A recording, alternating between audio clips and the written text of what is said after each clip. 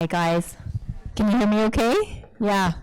Okay, last talk of the day. And so I'm going to be co-presenting with Amrit Shankar, who's over there, who's a meditation coach. And this is going to be a little different because we're going to do some practical stuff in addition to the science. So I'm a hepatologist. I do transplant and general hepatology, mainly focused around patients who have advanced cirrhosis. So I run the cirrhosis care clinic. But I also have patients in my practice with primary biliary cholangitis. And this may seem a little bit odd for a hepatologist to be talking about, but I think it probably draws very nicely from the last lecture, which is, listen, we're more than just our livers, and we're more than just our PBC, and we need to sort of look at the whole person. And so I've been really drawn to that in the last few years of my research work that I've done around nutrition and activity, and then more recently getting into other things around well-being. Because well-being is so much more than just physical health, right? It's emotional health and mental health, and looking at our social situation as well. And I just want to introduce this online program that I'll come back to that we've developed, and this is how Gail and I actually met, and she was introduced to me through Mark Swain. So thanks for that, Mark. This is a program that we've developed. It's online. It's a 12-week program for patients with inflammatory bowel disease. We've developed it with them, and it's looking at the idea that we need more to empower ourselves to deal with stress and to make ourselves more resilient. And that's the message that we were hearing from our IBD group, and truly the message that I hear from most of my patients is give us something else that works. And so this online program is based on yoga, meditation, and some practices like gratitude and visualization, which are super powerful. And as a researcher, I really want to look at the science of this as well, because to some people it comes across as foo-foo, but oh my God, if you look at the science, it's really not. And it's something that's non-pharmacological, but something we can all do to improve our lives. So this program has gone really well so far. We've gotten about 30 patients in the online program, and just some of the comments I've put up there. But in addition to looking at symptom scores, we're also going to be looking at inflammatory cytokines, so markers in the blood that change with inflammation, markers in the saliva like salivary cortisol. So we'll be really interested in sharing those results. And at the end, I'm going to ask for your help with maybe working with us to develop a program like this for patients with primary biliary cholangitis, more specific to your group. So in the next 15 minutes, I'm going to give you the science. And so I'm going to give you the brief overview about the stress reduction techniques. We'll do the most important part of it, which will be experiencing some of that stress reduction. And then we'll go through that 10-week online program. And this is important because I get stressed. I'm sure you get stressed. This was a survey that was done by Psychology Association in America. 75% of Americans reporting at least once being stressed during the month. That's not a surprise to us, right? Women are much more commonly affected by stress. We take a lot on ourselves, right? We're the homemakers and the givers, and it can be tough, and so you can get a lot of effects on your emotions and that ultimately affect your bodies. And so stress, if you look at what the definition is, it's these emotional and psychological reactions that happen when demands, which can be anything, which can be traffic, which can be work, which can be, having a chronic disease and worrying about that, when those things exceed our ability to cope. And we can work on changing our demands for sure, but we can also work on changing our ability to cope. And that's what I'm here for today, because we all know those symptoms. If there's anyone in the room who hasn't had any of those symptoms ever, then raise your hand. But irritability or nervousness or anxiety or sometimes having some lack of motivation, those are pretty common. And it's a problem because it can lead to more serious things, like our last speaker was talking about, anxiety and depression. It increases rates of cancer. It increases rates of cardiac disease. It impacts your immune system. So across the board, it has major effects. And Mark made this point very well when he spoke that the mind and the body are really connected.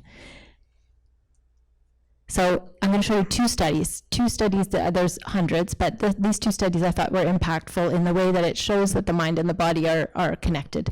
This was a group of researchers who looked at the effects of anger on the heart function.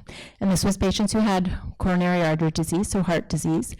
They wanted to see what are the effects of different stressors on heart function. So they did an echocardiogram where you measure how well the heart pumps. And they looked at these particular stressors: exercise, getting them to do math, which would totally stress me out, defending against a charge of shoplifting, and then just recalling an event that had made them angry. And anger was the most powerful thing that affected heart function. So 40% of patients, when they were just recalling an angry event, or an event that had made them angry, had a significant decrease in heart function on echocardiogram. That's a lot. So just that emotion impacting our body directly. And they said, when they asked them, was that as angry as you felt during the event? And it was only about a third of how much anger they had actually had at the time. So imagine what's happening with our emotions in real time. This one as well, so this would have been a fun study to do. This was 330 adults that they quarantined, but first they did some questionnaires to say, are you more of a negative person or more of a positive person? So do you have more sort of pep and happy thoughts, or are you more thinking, you have more worry and anxiety? And then they took those people and they dripped rhinovirus into their noses. And so rhinovirus is the virus that causes the cold, right? And then they watched them for 7 days in quarantine, and they saw who developed a cold and who didn't. And so this was, you might not be able to see the graph properly, but high positive emotional style, so people who were really high in their pep were less likely to develop colds. And it was this dose response effect. But we know that, right? We're tired, we're down, boom, we get sick. So again, this connection between the mind and our emotions and our bodies. And a really valuable part that connects the mind and the body is the breath. And you'll see that. And that's what we use in meditation practices, and that's what we use in breathing practices and in yoga, and why those things are so powerful. And if that's the only thing you take home from what Amrit's going to do later on, it's the breath practice and just working with that during the day to help yourself to regulate your emotions. Okay, exercise. It was brought up today several times, and it is powerful. This is a review that we did looking at the benefits of exercise in patients who have cirrhosis. You can't read it. It has beneficial effects across every system, okay, including the brain and including changes in the hippocampus, the area that Mark was talking about earlier. So you're exercising your body actually changes your brain as well, and changes those connections. And in the study that was done from BC, that one of the latest ones that was referring to brain health with exercise, it was 100 minutes they got them to walk for 2 hours sort of in a week at a moderate pace. So it's not running marathons, right? It's walking. And someone mentioned that this morning. It's walking. It's starting with that, at least, to get going.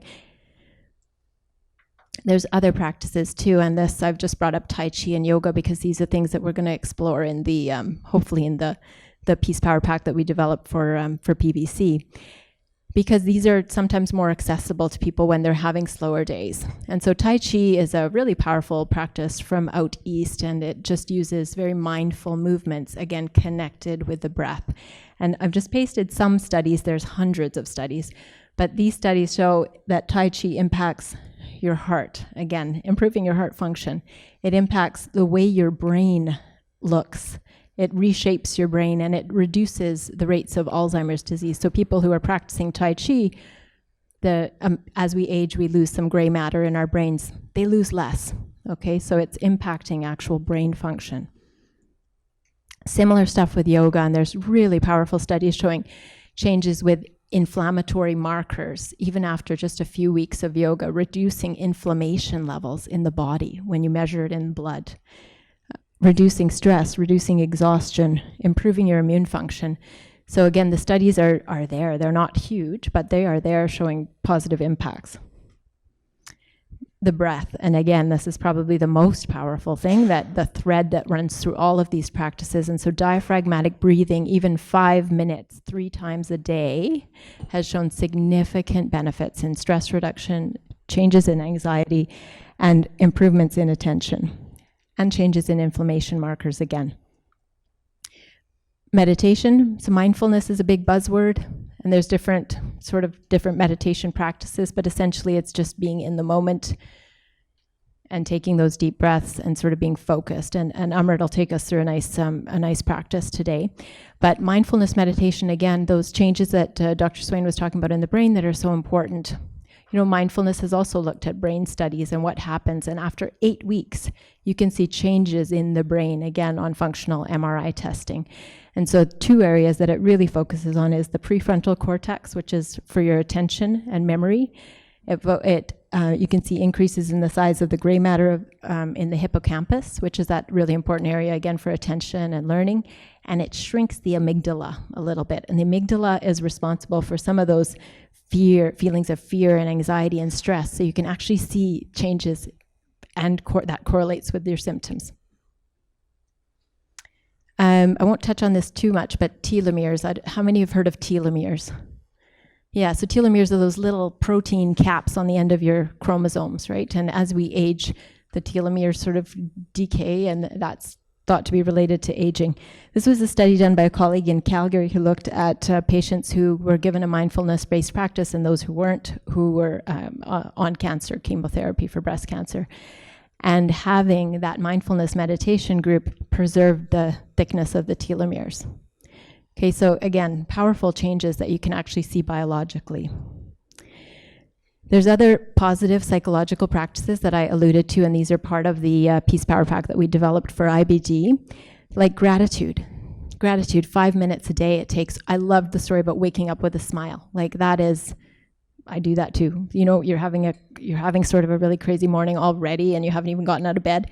You just put that smile on, and it does help. And so that 5-minute gratitude practice, which we talk about 4 or 5 different ways to do it, and for everyone it'll be different, but just that expression of gratitude has significant physiological effects.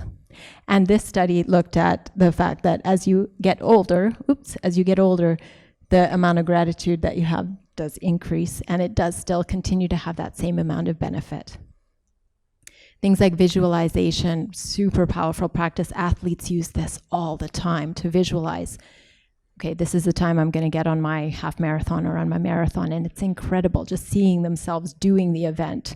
You know, we can visualize health, and that was brought up today, and it's so powerful to see yourself doing the things that you want to do. And there's a strategy to do that, and we talk about how to do that in the online program as well. But again, a very powerful tool that takes 5 minutes a day.